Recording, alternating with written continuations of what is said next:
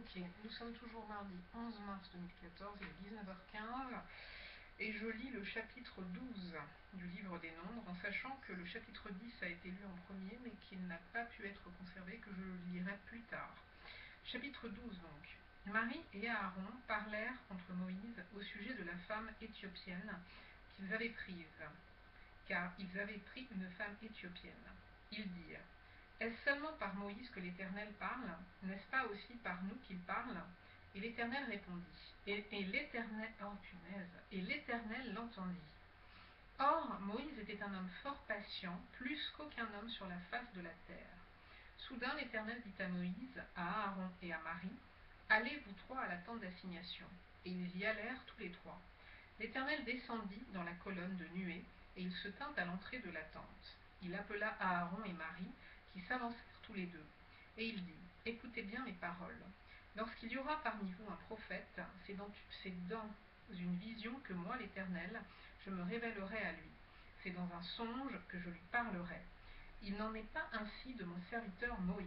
Il est fidèle dans toute ma maison.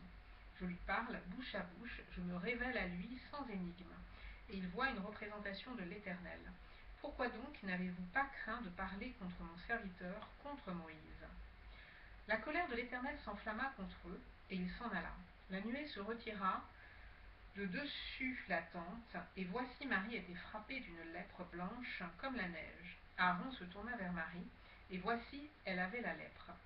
Alors Aaron dit à Moïse: de grâce, mon Seigneur, ne nous fais pas porter la peine du péché que nous avons commis en insensé et dont nous nous sommes rendus coupables.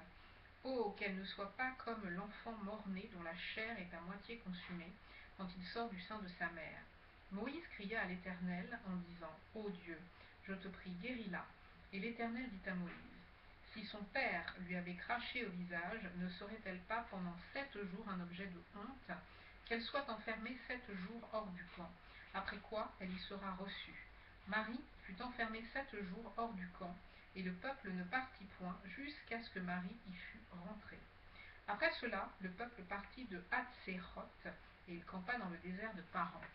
J'arrête là, et je ferai une autre vidéo pour le chapitre 10, lu en premier mais perdu.